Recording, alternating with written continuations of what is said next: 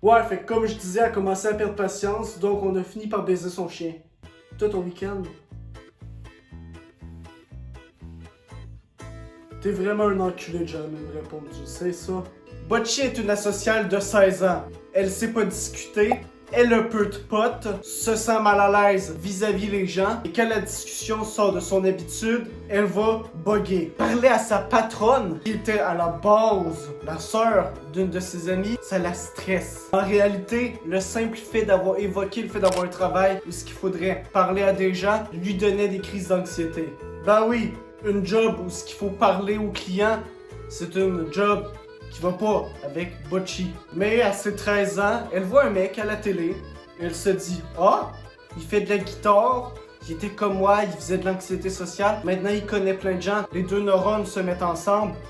On va jouer de la guitare, on va devenir populaire.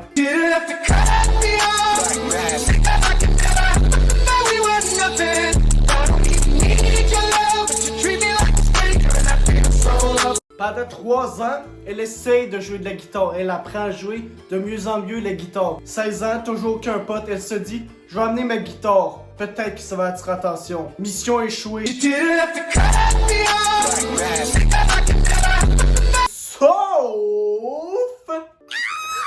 Tu joues de la guitare?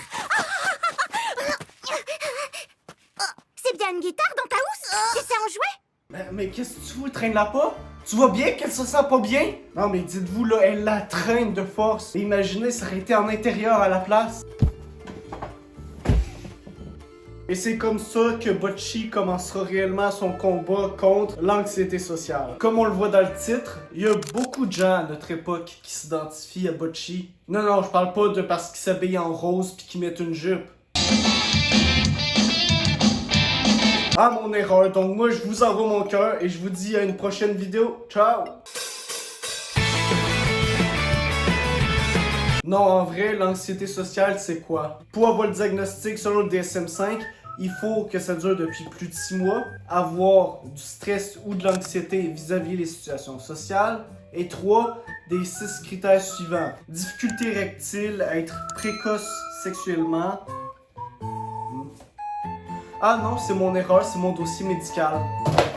Avoir de la fatigabilité, avoir de l'agitation ou encore se sentir à bout, avoir des grandes difficultés de concentration vis-à-vis les situations sociales, avoir des trous de mémoire, avoir de l'irritabilité, avoir des tensions musculaires ou une perturbation du sommeil. Un autre bon indice, ça va être que la personne va plus avoir tendance à fuir toutes les situations ridicules. Bon. Est-ce que je suis bien habillé? On voit pas les couilles, hein, qui sortent de mon pantalon? Non, on voit juste la bite quand même, là. J'aurais pas fait une erreur aussi conne quand même. Tout ça, c'est des réflexions que la personne va faire et qui peuvent durer une nuit entière, d'où les troubles du sommeil. Si la personne va faire une erreur, ce qui va finir par lui arriver, parce qu'on va s'entendre, tout le monde finit par faire des erreurs, ça va.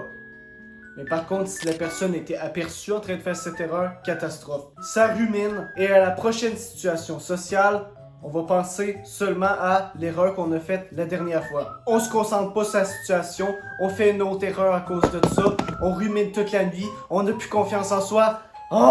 Chez ces personnes, ruminer, ça va être fréquent. Comme moi, j'ai déjà ruminé quand j'ai envoyé 500 messages à mon ex, quand j'ai envoyé une dick pic à mon ex, quand je suis allé toquer directement chez elle. Tu vas finir en prison, hein?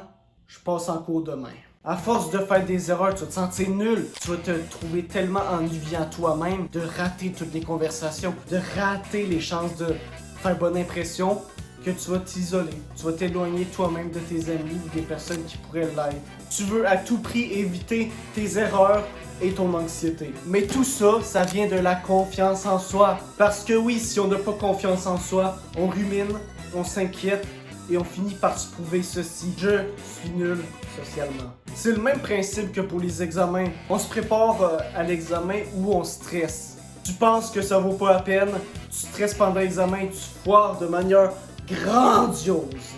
Le seul moyen de guérir, d'effacer cette anxiété, est d'accepter de vivre des difficultés sociales. Sortir de ta zone de confort que tu as toi-même rapetissé en t'isolant. En gros, ce qu'il faut faire, c'est d'être sorti dans des moments sociaux. Parce que si tu t'isoles trop, tout va finir par être un enfer, même aller à l'épicerie. Comme j'ai dit, s'isoler dans sa zone de confort, c'est le rapetisser de manière invisible. Par exemple, avant, j'étais capable de me promener jusqu'à l'école sans musique, c'est 10 minutes de marche.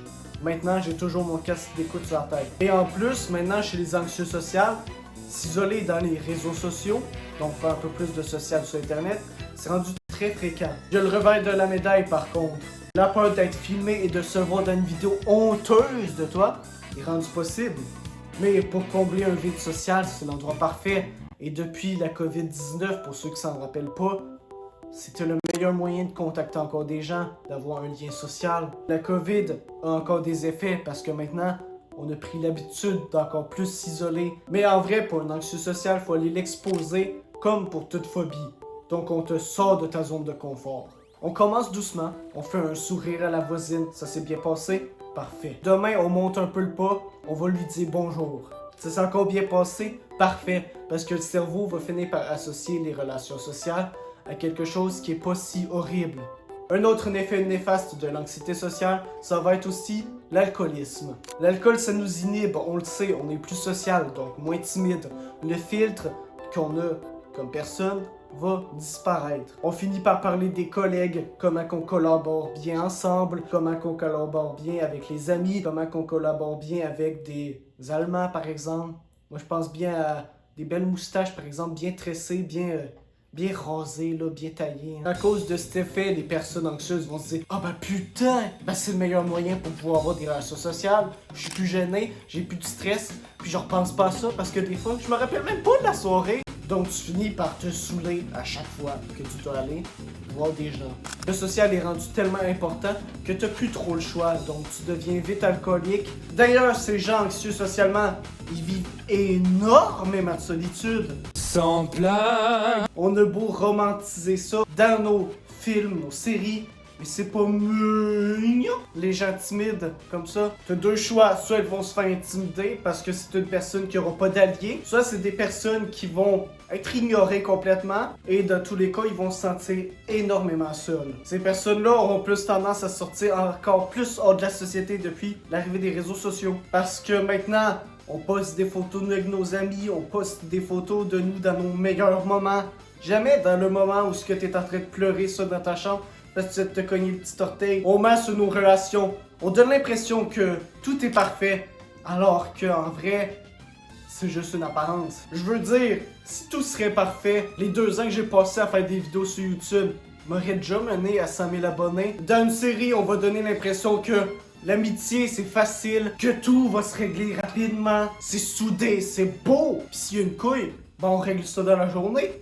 Youpi! Alors imaginez l'anxieux social qui va entendre parler de mauvaises expériences, mais que son cerveau va avoir vu tellement de photos où ce que tout se passe bien, que son cerveau va se dire « je manque quelque chose, c'est ça une vraie amitié », ben il va avoir encore plus peur. Et si la personne anxieuse, par miracle, va finir par se trouver des amis comme Bocchi le fait, la personne va avoir tellement d'anxiété, tellement peur que cette petite relation soit brisée, que à chaque fois qu'il y a une erreur, à chaque fois qu'il y a une gaffe, l'anxiété va monter. Ah, est-ce que je vais perdre mon ami? Est-ce que je vais perdre mon ami? Pour les personnes qui n'auront pas eu cette chance, qui vont vivre la solitude, ils vont trouver un moyen compensatoire à cette solitude. Il y en a, eux autres, vont plus se tourner vers le sport, regarder des photos, regarder des vidéos. En gros, faire autre chose. Mais pour des personnes comme Bocchi, ça va être encore pire. L'anxiété la suit partout. Même jusque chez elle, dans sa famille. Mais c'est quoi la différence entre moi, qui fait des niaiseries sur YouTube, qui va parler à des gens, et Bocchi, la confiance en soi? Si la personne anxieuse a des compétences sociales, elle se sentira mieux et plus à l'aise. Si être seul pour certains c'est un privilège, il y en a d'autres que la solitude, ils la subissent. Cette vidéo sur l'anxiété sociale l'a bien montré, et j'ai aussi une autre vidéo sur la solitude un peu plus élaborée, que vous pourriez aller voir. D'ailleurs, si ça vous intéresse, mes vidéos, lâchez un like, allez à vous abonner, il y en a d'autres qui vont sortir.